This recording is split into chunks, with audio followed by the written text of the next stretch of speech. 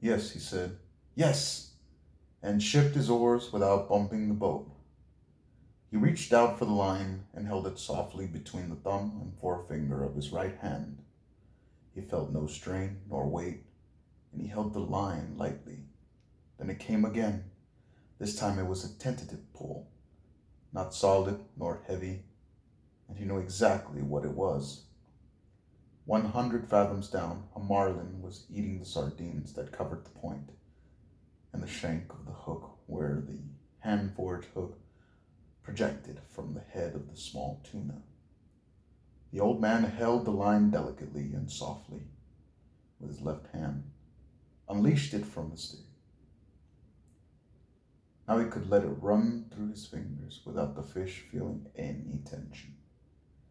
This far out, he must be huge in this month, he thought. Eat them, fish. Eat them. Please, eat them. How fresh they are.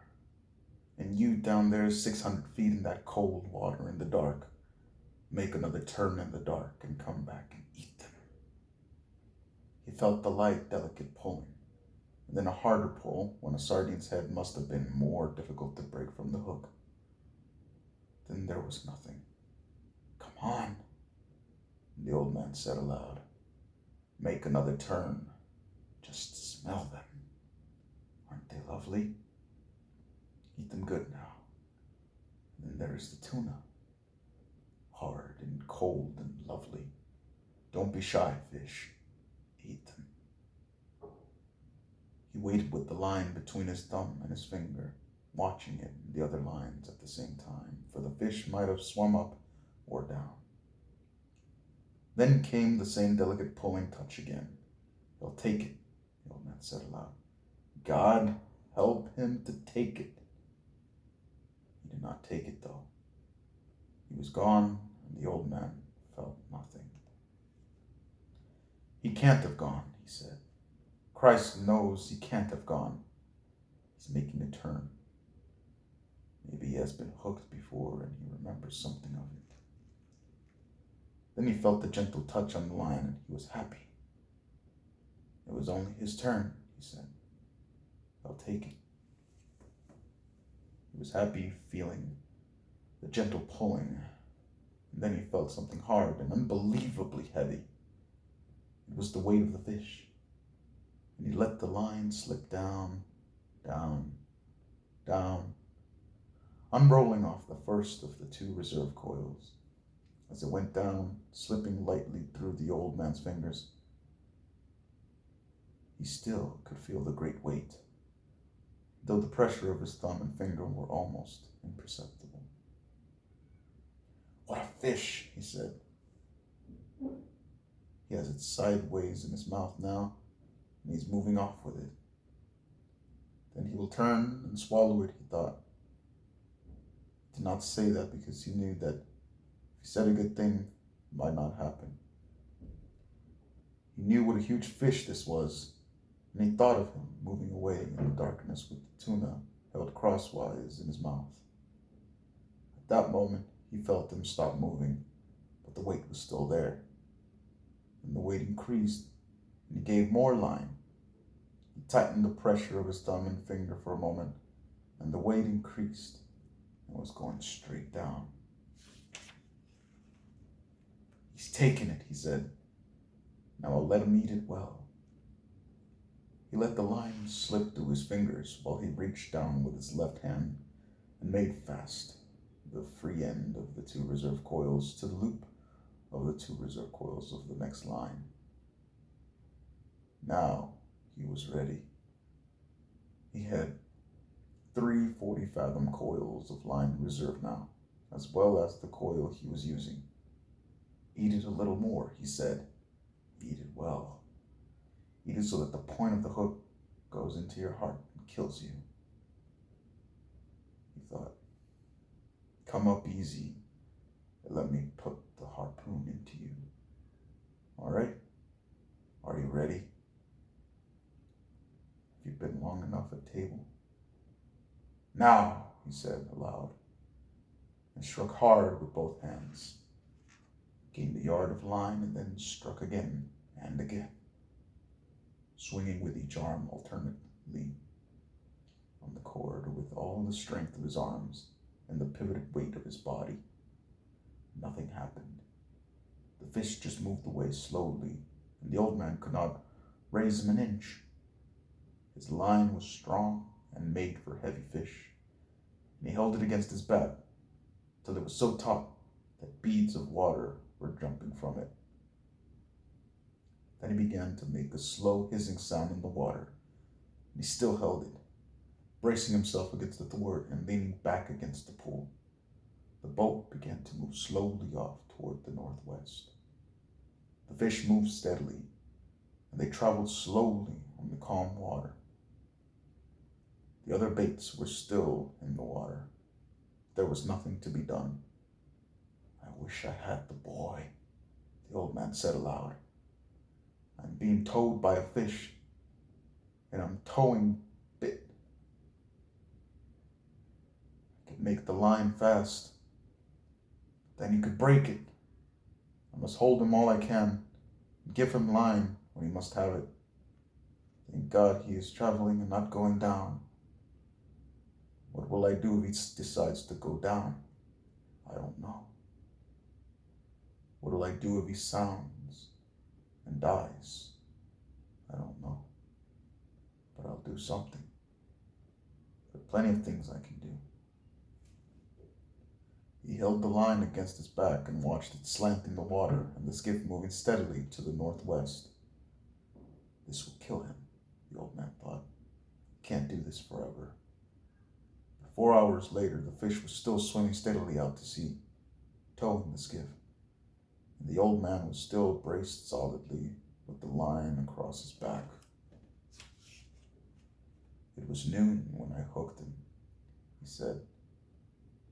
I have never seen him. He pushed his straw hat hard down on his head before he hooked the fish, and it was cutting his forehead.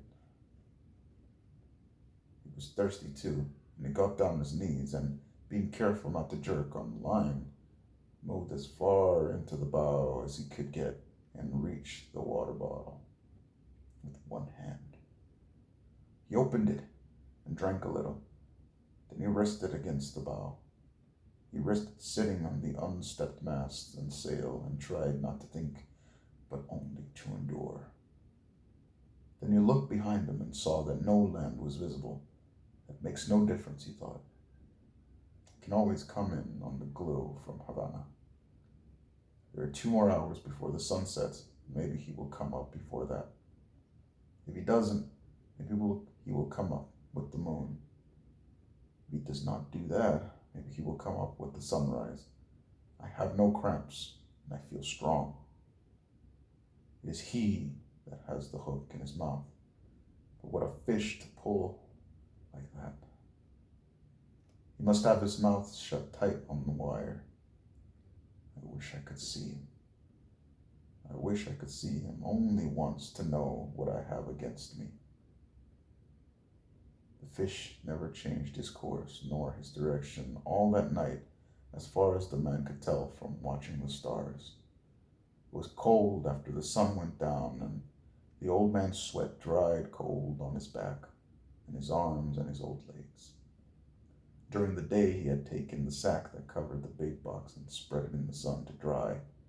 After the sun went down, he tied it round his neck so that it hung down over his back, and he cautiously worked it down under the line that was across his shoulders now. The sack cushioned the line, and he had found a way of leaning forward against the bows so that he was almost comfortable. The position actually was only somewhat less intolerable, but he thought of it as almost comfortable. I can do nothing with him, and he can do nothing with me, he thought. Not as long as he keeps this up. Once he stood up and urinated over the side of the skiff and looked at the stars and checked his course. The line showed like a phosphorescent streak in the water straight out from his shoulders. They were moving more slowly now, and the glow of Havana was not so strong, so that he knew the current must be carrying them to the eastward. If I lose the glare of Havana, we must be going more to the eastward, he thought. For if the fish's course held true, I must see it for many more hours. I wonder how the baseball came out in the Grand Leagues today, he thought. It'd be wonderful to do this with a radio. Then he thought, think of it always. Think of what you are doing. You must do nothing stupid. Then he said aloud, I wish I had the boy to help me and to see this. No one should be alone in their old age, he thought, but it is unavoidable. I must remember to eat the tuna before he spoils in order to keep strong. Remember, no matter how little you want to, that you must eat him in the morning. Remember, he said this to himself. During the night, 2 porpoises came around the boat, and he could hear them rolling and blowing. He could tell the difference between the blowing noise the male made and the sighing blow of the female. They are good, he said. They play and make jokes and love one another. And they are our brothers, like the flying fish. Then he began to pity the great fish he had hooked. He is wonderful and strange, and who knows how old he is, he thought. Never have I had such a strong fish, nor one who acted so strangely. Perhaps he is too wise to jump. He could ruin me by jumping, or by a wild rush. But perhaps he has been hooked many times before, and he knows that this is how he should make his fight.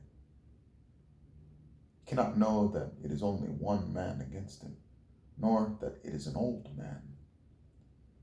But what a great fish he is. And what will he bring in the market if the flesh is good?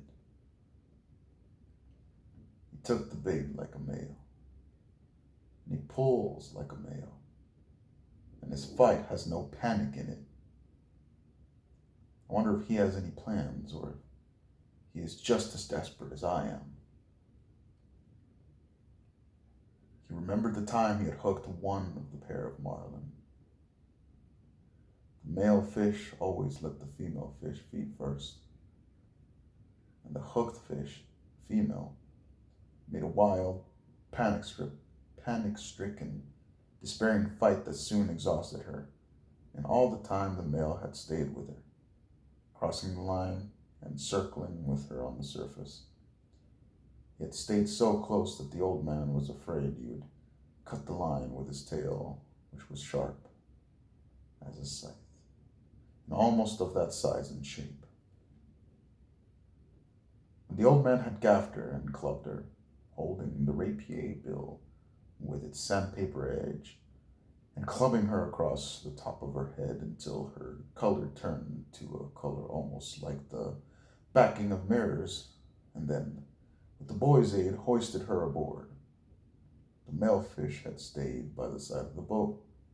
Then, while the old man was clearing the lines and preparing the harpoon, the male fish jumped high in the air beside the boat to see where the female was, and then went down deep.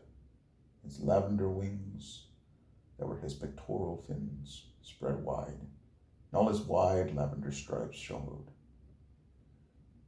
He was beautiful, the old man remembered, and he had stayed. That was the saddest thing I ever saw with them, the old man thought. The boy was sad too, and we begged her pardon and butchered her promptly.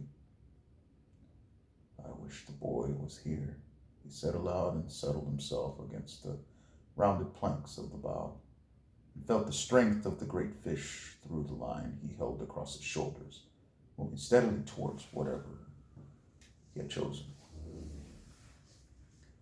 When once, through my treachery, it had been necessary to him to make a choice, the old man thought.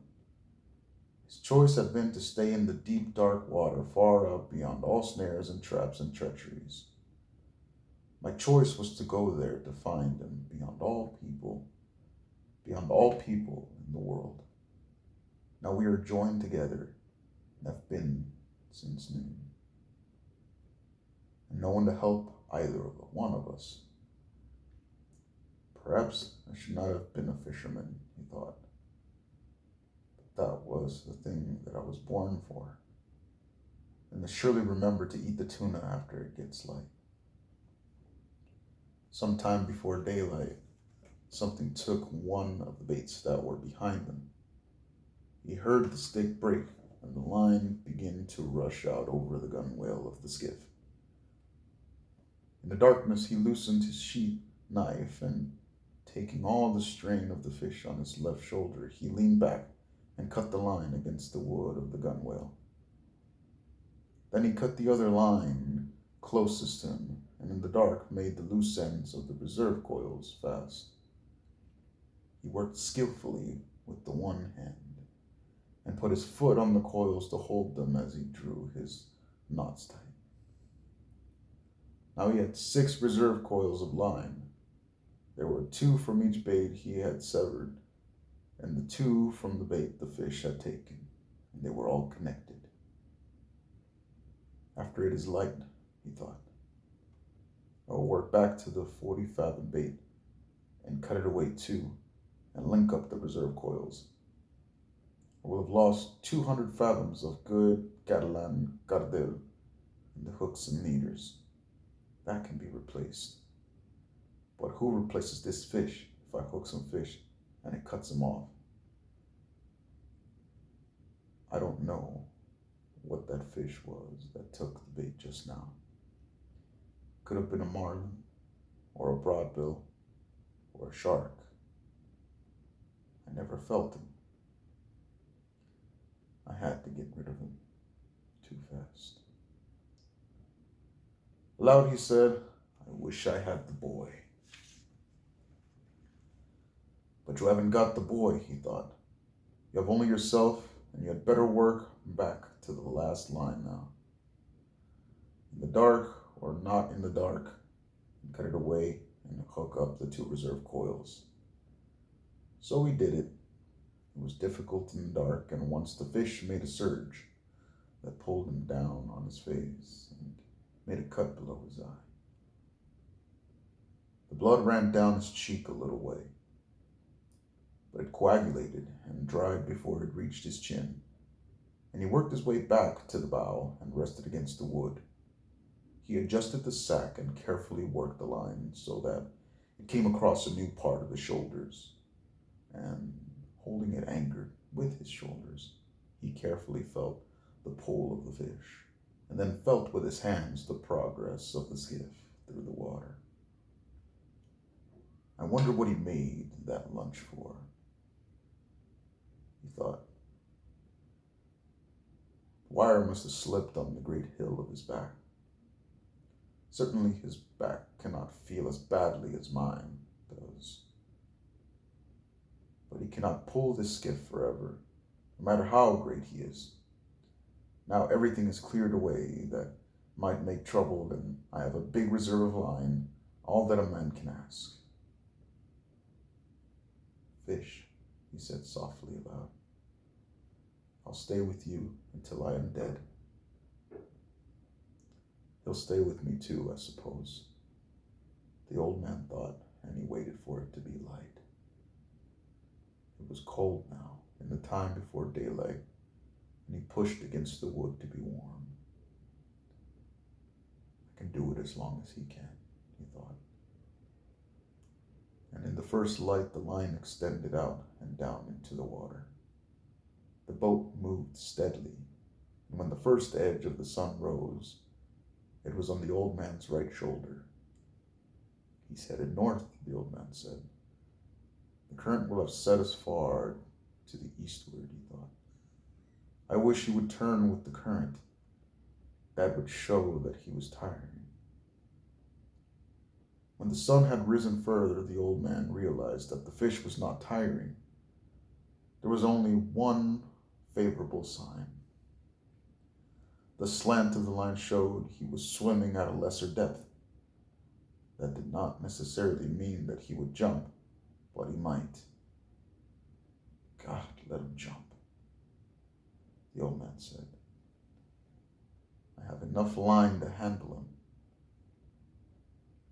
Maybe if I can increase the tension just a little bit, it'll hurt him. He will jump, he thought. Now that it is daylight, let him jump so that he'll fill the sacks along his backbone with air. And then he cannot go deep to die.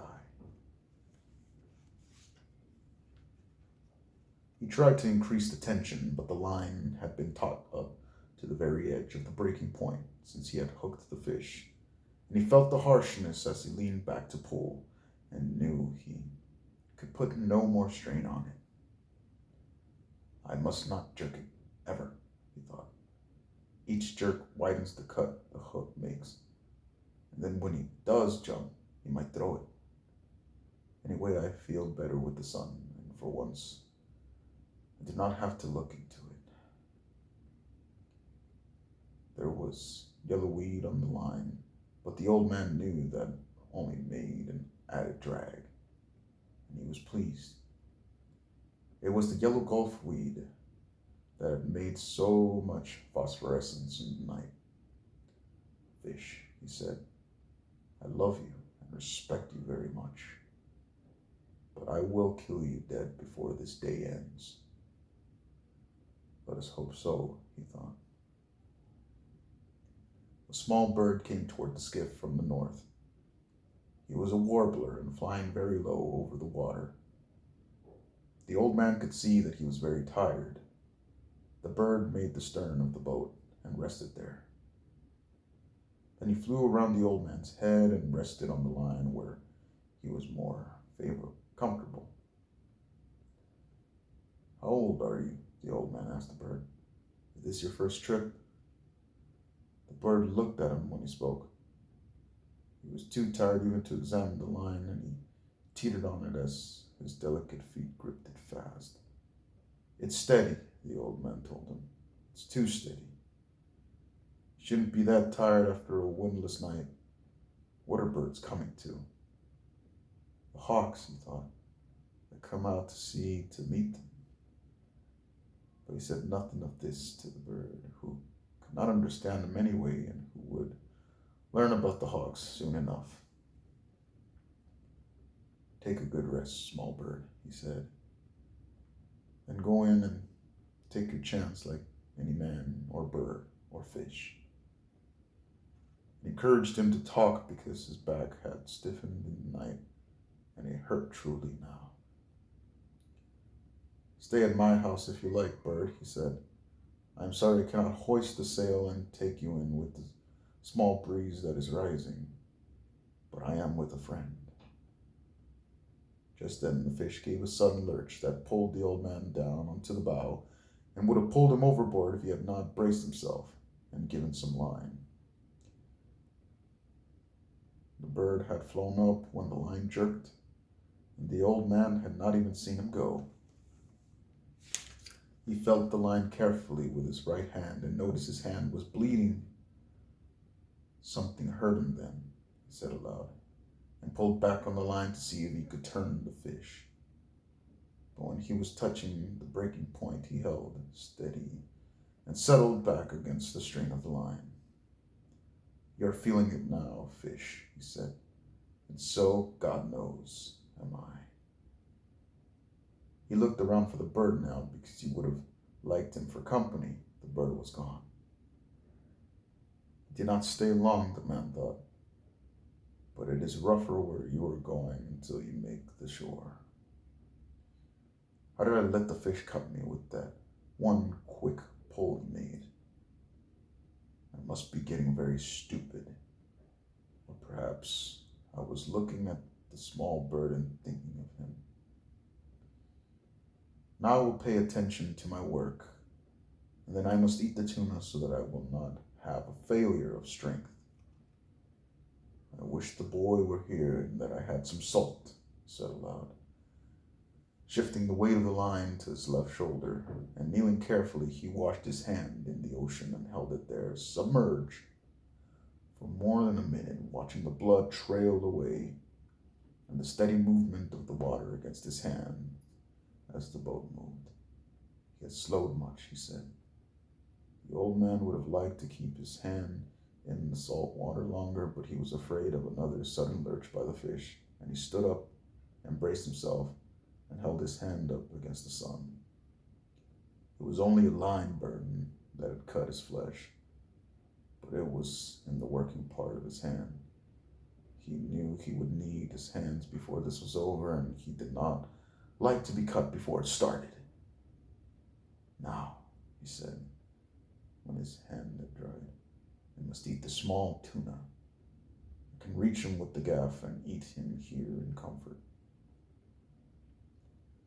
He knelt down and found the tuna under the stern with the gaff, and drew it forward toward him, keeping it clear of the coiled lines, holding the line with his left shoulder again, and bracing on his left hand and arm. He took the tuna off the gaff hook and put the gaff back in place. He put one knee of the fish and cut strips of dark red meat longitudinally from the back of the head to the tail. They were wedge-shaped strips, and he cut them from the neck, from next to the backbone down to the edge of the belly. When he had cut 6 strips, he spread them out on the wood of the bow, wiped his knife on his trousers, and lifted the carcass of the bonito by the tail and dropped it overboard. I don't think I can eat an entire one, he said, and drew his knife across one of the strips. He could feel the steady, hard pull of the line, and his left hand was cramped. It drew up tight on the heavy cord, and he looked at it in disgust. What kind of a hand is that, he said. Cramp, then, if you want. Make yourself into a claw. It will do you no good. Come on, he thought, and looked down into the dark water at the slant of the line. Eat it now, and it will strengthen the hand. It is not the hand's fault, and you have been many hours with the fish, but you can stay with him forever. Eat the bonito now. He picked up a piece and put it in his mouth and chewed it slowly. It was not unpleasant. Chew it well, he thought, and get all the juices.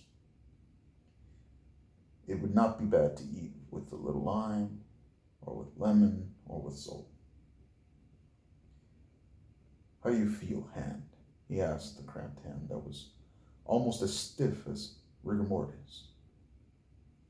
I'll eat some more for you. He ate the other part of the piece that he had cut in two. He chewed it carefully and then spat out the skin. How does it go, hand? Or is it too early to know? He took another full piece and chewed it. It is a strong, full-blooded fish, he thought.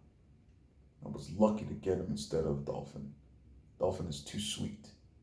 This is hardly sweet at all, and all the strength is still in it. There is no sense in being anything but practical, though, he thought. I wish I had some salt. And I do not know whether the sun will rot or dry what is left. So I had better eat it all, although I am not hungry. The fish is calm and steady. I will eat it all, and then I will be ready. Be patient, hand, he said. I do this for you. I wish I could feed the fish, he thought. He is my brother, but I must kill him and keep strong to do it. Slowly and conscientiously, he ate all of the wedge-shaped strips of fish. He straightened up, wiping his hand on his trousers.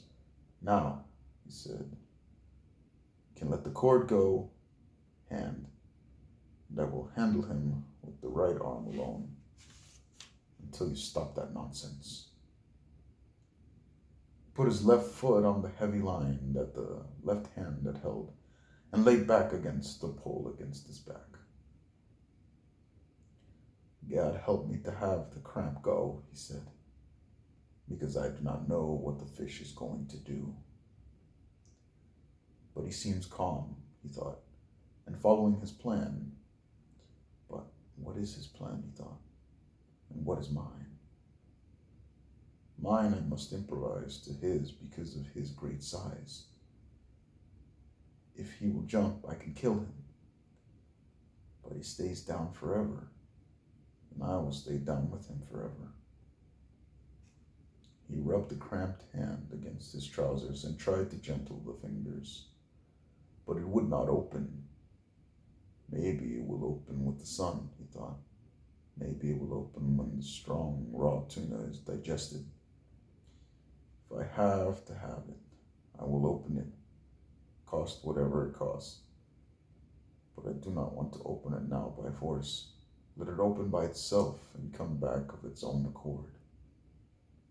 After all, I abused it much in the night when it was necessary to free and untie the various lines. He looked across the sea and knew how alone he was now, but he could see the prisms in the deep, dark water and the lines stretching ahead and the strange undulation of the calm. The clouds were building up now for the trade wind, and he looked ahead and saw a flight of wild ducks etching themselves against the sky over the water, then blurring, then etching again, and he knew no man was ever alone on the sea. He thought of how some men feared being out of sight of land in a small boat, and knew they were right in the months of sudden bad weather. But now they were in hurricane months, and when there are no hurricanes, the weather of hurricane month is the best of all the year. If there is a hurricane, you can always see the signs of it in the sky for days ahead if you are at sea.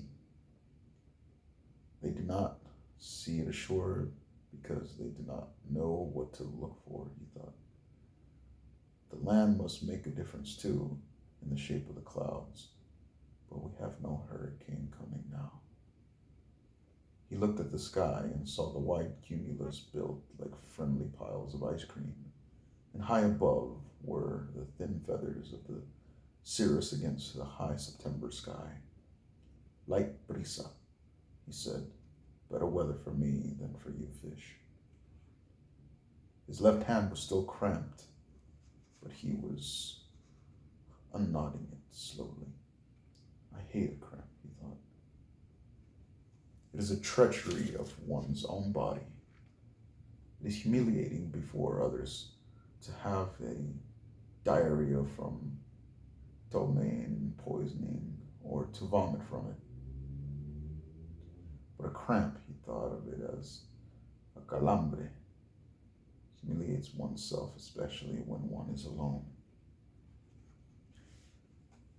If the boy were here, he could rub it for me and loosen it down from the forearm, he thought. But it will loosen up. Then with his right hand, he felt the difference in the pull of the line before he saw the slant change in the water. Then, as he leaned against the line and slapped his left hand hard and fast against his thigh, he saw the line slanting slowly upward. He's coming up, he said. Come on, hand. Please, come on. The line rose slowly and steadily, and then the surface of the ocean bulged ahead of the boat, and the fish came out. He came out unendingly, and water poured from its sides. It was bright in the sun, and his head and back were dark purple, and in the sun the stripes on his sides showed wide and light lavender. His sword was as long as a baseball bat and tapered like a rapier, and he rose his full length from the water, and then re-entered it smoothly, like a diver, and the old man saw the great scythe blade of his tail go under, and the line commenced to race out. He is 2 feet longer than the skiff, the old man said. The line was going out fast but steadily, and the fish was not panicked. The old man was trying with both hands to keep the line just inside of breaking strength. He knew that if he could not slow the fish with a steady pressure, the fish could take out all the line and break it. He's a great fish, I must convince him, he thought. I must never let him learn his strength, nor what he could do if he made his run. If I were him, I would put in everything now and go until something broke. But thank God they are not as intelligent as we who kill them, although they are more noble and more able. The old man had seen many great fish. He had seen many that weighed more than 1,000 pounds, and he had caught 2 of that size in his life, but never alone. Now alone, out of sight of land, he was vast to the biggest fish that he had ever seen, and bigger than he had ever heard of. And his left hand was still as tight as the gripped claws of an eagle. It will uncramp, though, he thought. Surely it will uncramp to help my right hand.